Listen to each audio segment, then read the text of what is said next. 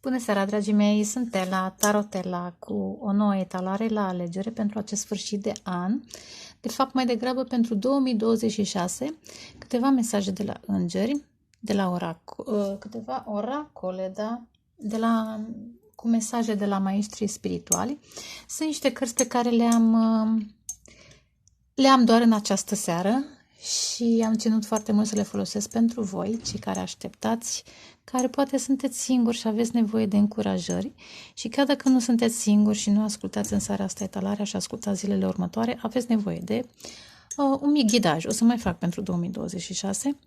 Dar, dragii mei, înainte să încep etalarea, vreau să vă rog să alegeți. Imediat amestec din aceste cristale. Vreau să le amestec în spatele camerei.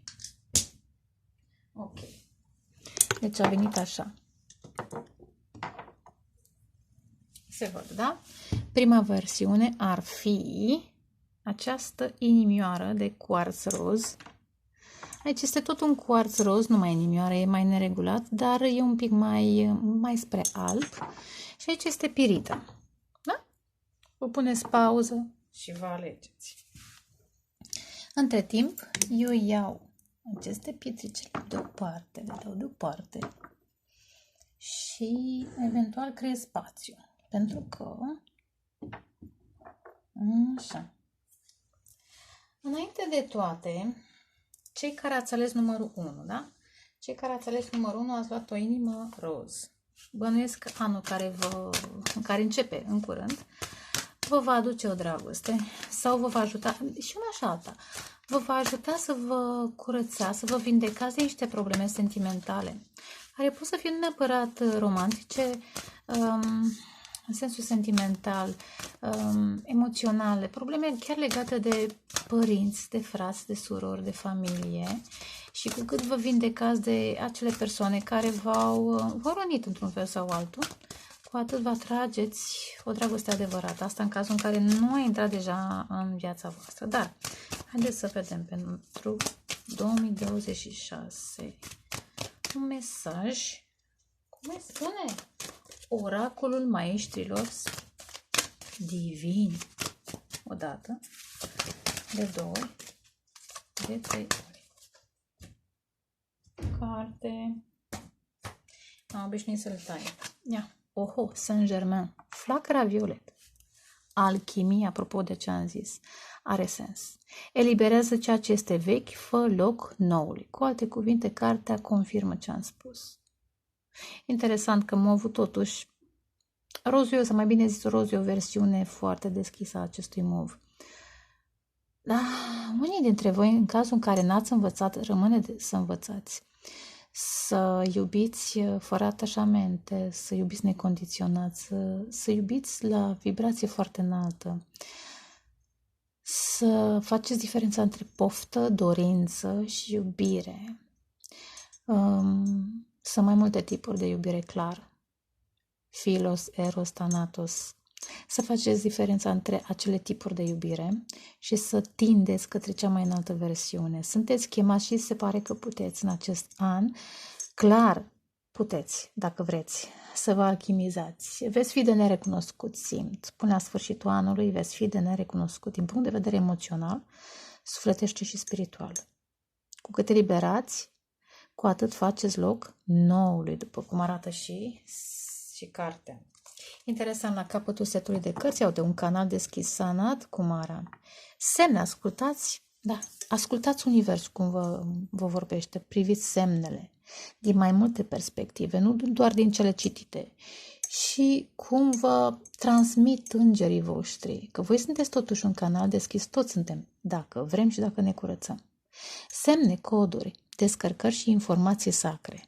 Veți primi toate acestea ca să vă ajute în acest proces de alchimizare, da? De transformare. Hai să vedem un alt mesaj din altă serie de cărți. Ioi! Nu sunt prea multe. Probabil. 48 e vârsta cuiva, 39, 29. În fine, hai să vedem. O dată, de 2 ori, de 3 ori. Tai cărțile în spatele camerei, că n-am cum să vă arăt. fac într-un spațiu care nu este al meu, dar nu contează. Ia uite ce frumos, foarte frumos. Ce daruri primiți? Asta e un set de cărți cu daruri. Ce frumos! Majoritatea au daruri și grații. Da, vedeți, uite, la capătul setului de cărți aveți darul Arhanghelului Rafael. Iar o chestiune de vindecare, iar și cărțile acestea susțin mesajul pe care l-am spus la început. Darul Arhanghelului Rafael. 22, ce frumos, un număr maestru. Puteți să deveniți maestri spirituali vindecători în timp, dacă îndrăzniți. Alții poate deja sunteți pe această cale sau unii dintre voi vă conectați la un vindecător care vă ajută.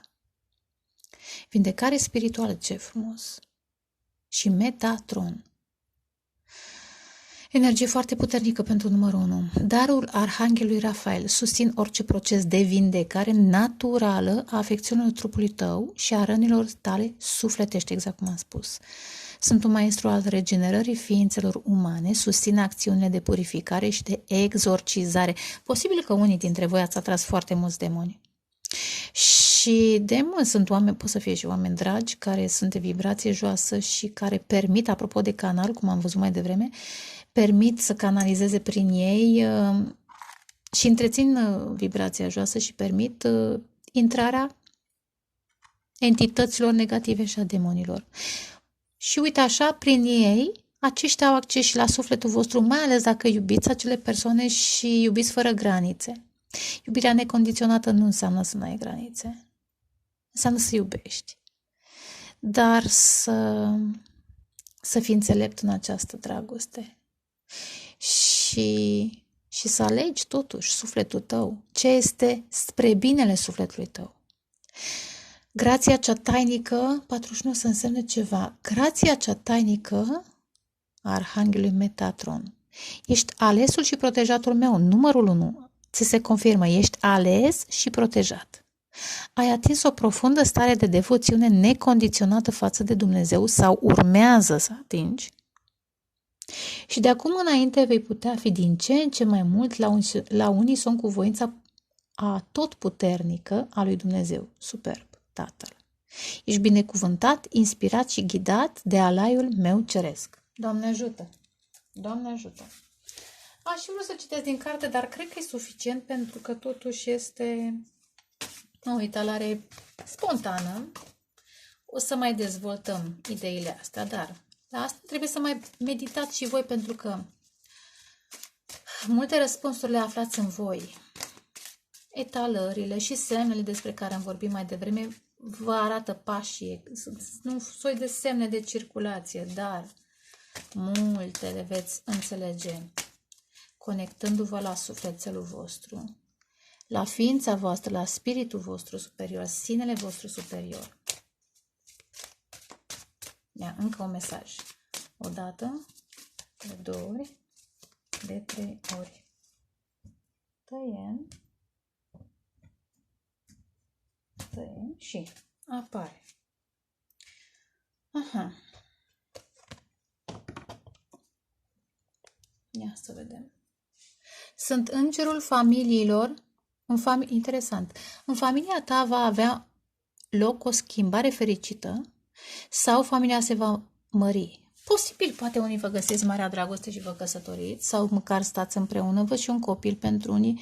Dacă nu faceți copii, poate niște, copii mai mari fac copii, aveți nepoți sau adoptați sau pot să fie și animăluțe de companie, puteți să aveți grijă de copiii altora și să includeți în familia voastră de ca și când sunt ai voștri. Să vă adăugați prieteni și să simțiți că acei prieteni sunt de fapt familia voastră sufletească spirituală versus familia karmică pe care nu v-ați ales-o. Și am zis că unii dintre voi e posibil să, dacă nu ați întâlnit Marea Dragoste, să întâlniți în acest an. Serafina. Posibil chiar un serafim? Da. Ce mai apare aici?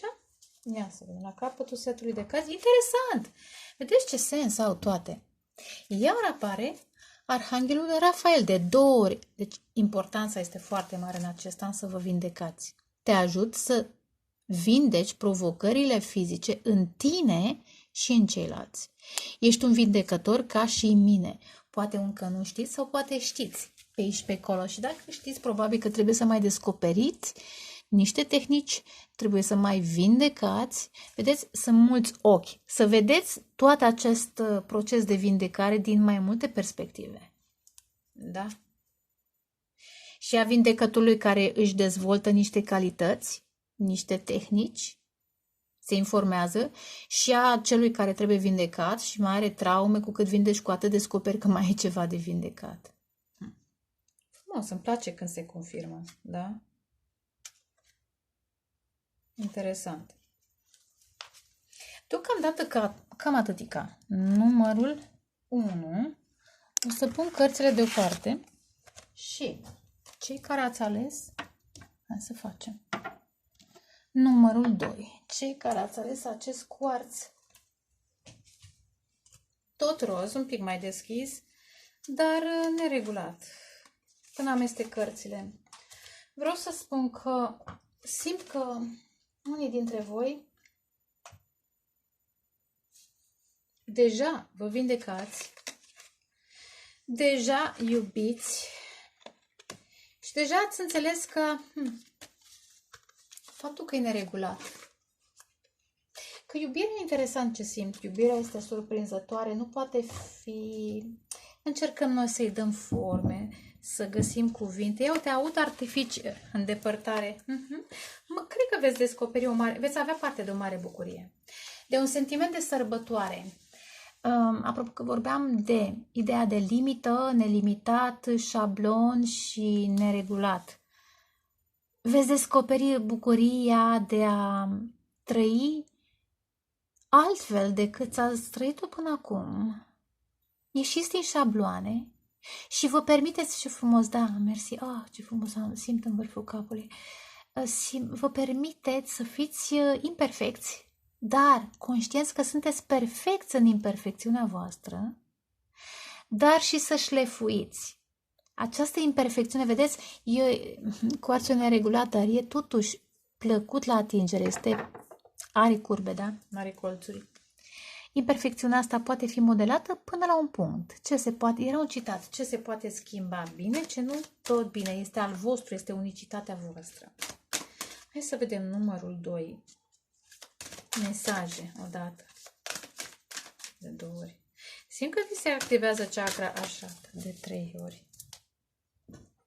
Ia, odată, de 2 ori. Tai și El Moria. Poate aveți conexiune vă veți conecta câmp de forță spirituală. Wow, lumină protectoare te înconjoară, ești în siguranță. Posibil ați simțit că sunteți atacați în anii anteriori, mai ales în anul care se încheie, și în anul 2026 veți primi câmp de forță. Interesant, câmpul de forță îmi spune și bătălie spirituală, dar veți primi ajutor spiritual. Imens. E ca și când te lupți cu armată mică în fața unui dușman mare, cum erau românii cu otomanii, da? Și vin armate de îngeri în ajutorul vostru. Deci aveți protectoare, dar lumina protectoare te înconjoară, ești în siguranță. Sunt două cuvinte, de fapt, da, protectoare și siguranță, două cuvinte care reprezintă această asigurare că nimeni nu va trece de aura voastră mai mult decât este permis. Câmpul de forță spirituală. Sunteți o forță spirituală și aveți un câmp puternic. Aura voastră este simțită și mi-atrage atenția această bijuterie. Probabil că al treilea, adică probabil se va aproba. Al treilea ochi se va activa foarte, foarte mult în anul care vine. Și nu știu dacă am spus, dar nu știu dacă am terminat. Vă veți conecta la o cultură orientală, arabă, persană, în mod special. Deși El Moria, dar în fine. La capătul setului de cărți aveți Saint-Germain, Flacăra Violet, Alchimie. Alchimia continuă, cred că deja ați început-o și ați ajuns la un punct în care, tocmai din cauza că ați ajuns la un punct înalt, ați fost atacați. Dar impasul ăsta, peste acest impas veți trece. Alchimie eliberează ceea ce este vechi, fă loc noului. Și numărul 1 a primit, poate ați vrut să ascultați numărul 1. Și numărul 1 a primit această carte într-o anumită poziție. Posibil să vă întâlniți flacăra violet, pentru unii flacăra geamănă, dar este putere spirituală clară și sunteți protejați tocmai ca să vă continuați transformarea, tocmai ca să vă eliberați de un conflict. Simt că trebuie să vă eliberați de un conflict, dar conflictul este karmic, spiritual, nu e așa? Hai să mai vedem ce alt mesaj mai vine, numărul 2. Odată, numărul 2. De 2 ori. Eu aș și picat, uite că nu vreau. Ba, îl iau. A venit. 19, n-am apucat să... Primiți daruri mai repede decât vă așteptați, pentru că n-am apucat să dai cărțile. Eternul feminin, ce frumos! Darul Arhanghelului Sandalfon. Te ajută să prețuiești, ce frumos, să prețuiești energia feminină, să venerezi și să onorezi cum se cuvine eternul feminin. Nu contează că sunteți bărbați, femei, veți descoperi, veți face diferența între femeia karmică și femeia divină și nu din punct de vedere estetic, nu, veți înțelege câmpul de forță spirituală. Ce câmp de forță are, ce fioră am în vârful capului, are energia feminină divină. Și veți învăța să onorați și această energie în voi, chiar dacă sunteți bărbați, și în femeile pe care le veți întâlni și eventual, cred că unii vă veți vindeca și de energiile karmice feminine, poate chiar le veți ghida și dacă nu se pot ghida, dacă nu pot fi ghidate, le veți vedea pe cele care sunt deja divine cu alți ochi. Îți ofer darul de a percepe, vedeți, muzica sferelor. Dacă faceți muzică sau ascultați muzică, veți selecta foarte mult muzica. Fac să se manifeste pentru tine grația dumnezeiască iluminatoare. Ce frumos! Mi-aduce aminte această carte de 9 de monede, pentru că energia feminină și acest vultur. Și avem și un nou dar 19, soarele. Da. Grația cea tainică, iar Rafael, dar altfel decât la numărul 1. Iar ce veți mai primi, posibil de la distanță cu 21 sau nu neapărat, în acest nou capitol. Ia uitați, semne. Vă transformați ADN-ul spiritual clar. Veți documenta, veți citi, poate veți finaliza o carte, unii dintre voi. Ești alesul și protejatul meu. Ai atins o mare realizare în sfera armoniei tale lăuntrice și meriți să primești darul vindecării dumnezeiești. Ce frumos! Ești binecuvântat, inspirat și ghidat de alaiul meu ceresc. Frumos! Am zis, acest câmp de forță e ca și când ați câștigat niște bătălii și sunteți onorați printr-o anumită poziție, da? Și aceste daruri confirmă poziția în care sunteți. Chemați să vă manifestați în anul care vine. Frumos! Interesant, unii posibil, iar mână, lumină, mână, pasăre. Unii dintre voi veți comunica prin mâini, prin ceea ce scrieți, prin ceea ce creați, prin felul în care atingeți, prin felul în care gesticulați. Iar al treilea ochi văd, da, al treilea ochi. Simt că e o chestiune legată și de păr. Poate vă lăsați părul mai lung și vă conectați la... Veți primi semne mai ușor, pentru că părul are sensul său și turbanul, vă protejați. Turbanul normal e protecție față de coroană, dar în fine, hai să mai vedem o dată. De 2 ori, mesaj de la îngeri. De 3 ori.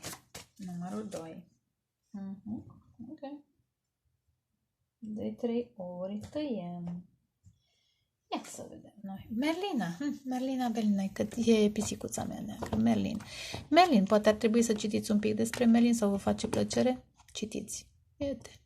Uite că nu vrea, vestea cea bună, interesant, vedeți? Că n-a vrut vestea cea bună, veți primi niște vești foarte bune.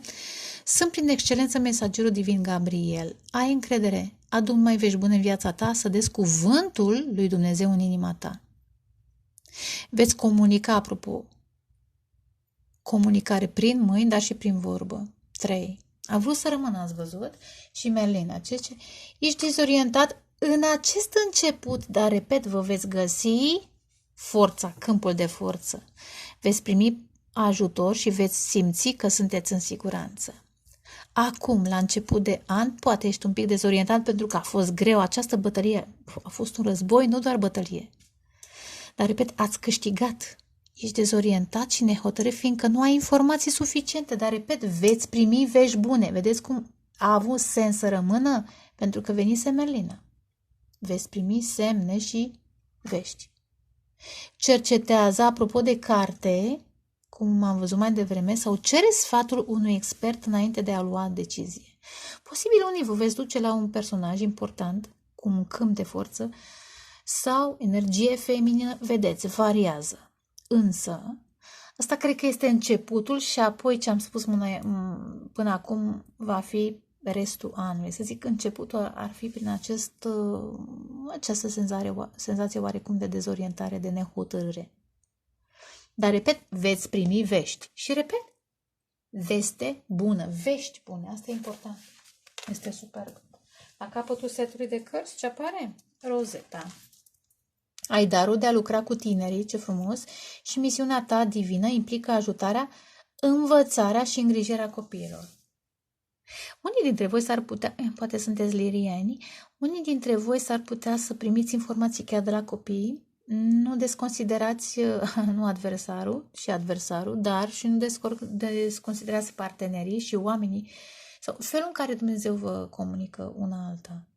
Poate chiar și nu că poate, sigur, eu știu că din perspectiva pedagogului, prin copii veți primi multe mesaje. Și chiar protecție. Nu-i mai priviți ca și copii, ei sunt copii în trup, dar în spirit sunt ființe, unele sunt chiar foarte evoluate.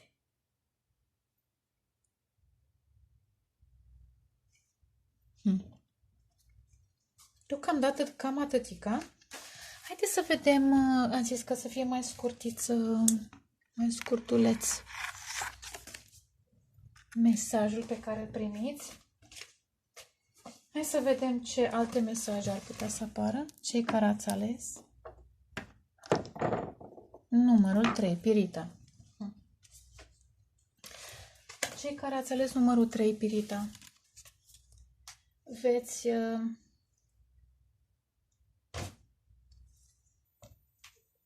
simt că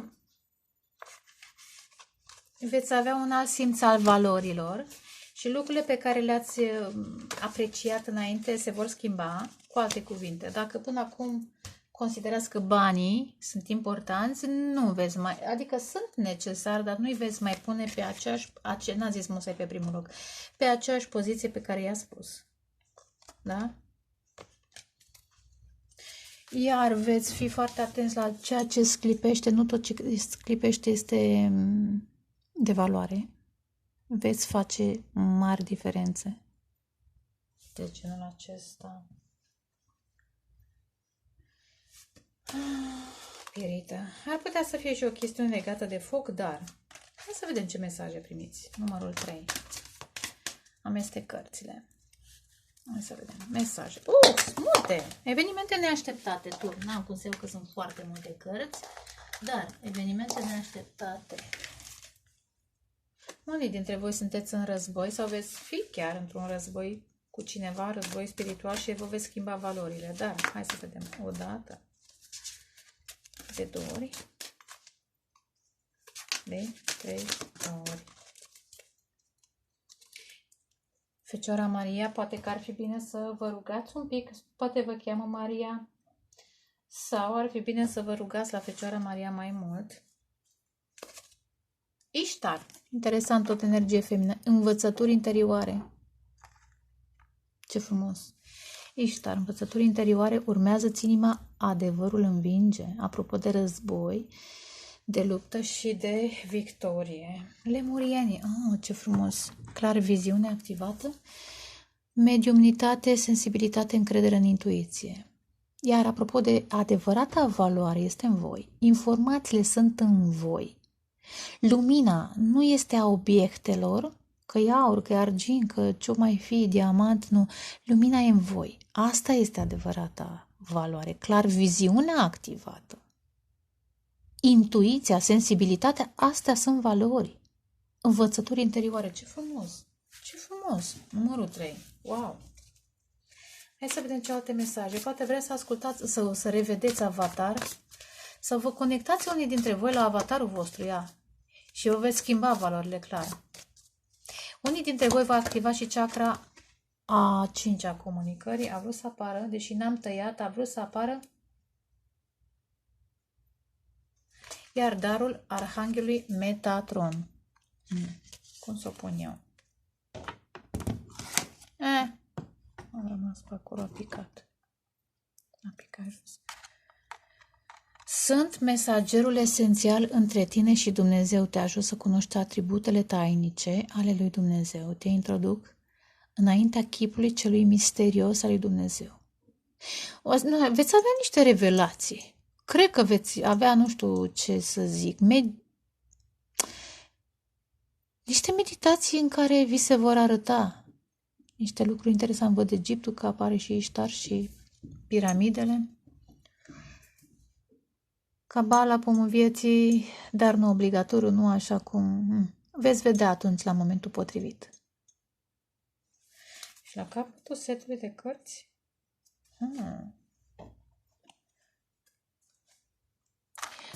Stai acolo. Darul Arhanghelului Uriel. Interesant, cred că vă apropiați de un cuplu special. Focul alchimic transformator al lui Dumnezeu. Vedeți, masculin și feminin, flăcări gemene. Ard toate tendințele nefaste din ființa ta. Alchimize, cred că vă curăță cineva contra voinței voastre, vă pregătește pentru o misiune. Alchimizezi toate amintirile tale traumatizante și te ajut să-ți transformi dezamăgirile în cele mai evidente binecuvântări. Exact apropo de valori, da? Adevărata valoare e să fii sănătos, să fii în credință, să fii cu mintea clară, să-ți asculți intuiția. Nu, musai, pentru că e aurul nebunilor totuși, Birita. Nici măcar să fii într-un cuplu confortabil. Nu zice nimeni să stai într-un cuplu cu probleme. Nu. Dar simt aici masculin și feminin din tine, numărul 3. Lumina și umbra ta, masculinul și femininul tău, cum te echilibrezi ca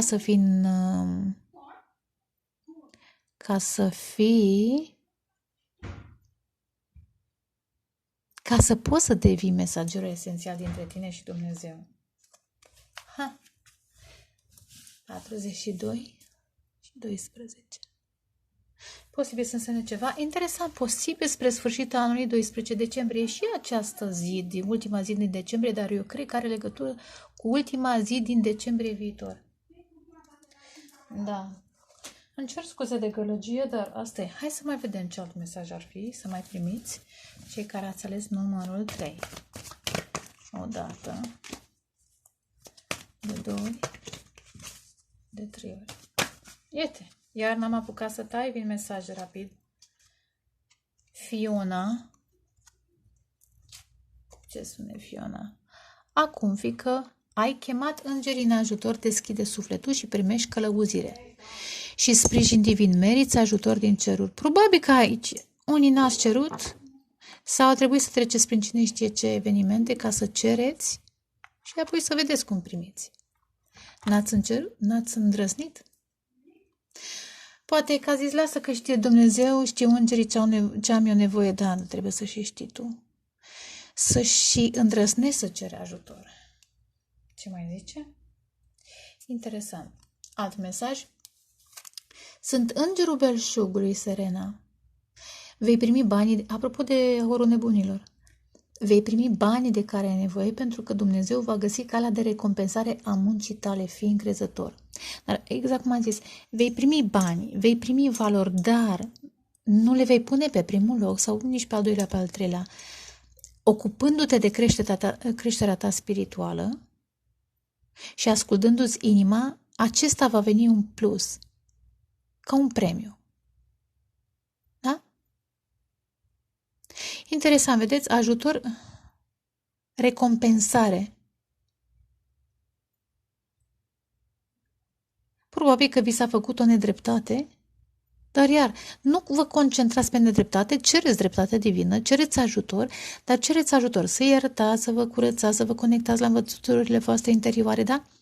Și apoi veți vedea că veți primi și bani și eu știu ce, mașini, apartamente, alte obiecte, da? Dar alea ca și plus pentru transformările și prioritățile pe care le veți avea în anul pe care îl începem în curând. Cam atât deocamdată, sper că v-a plăcut, vă doresc dragoste, pace, creștere spirituală și la mulți ani să aveți un 2026 minunat. Ceau, ceau!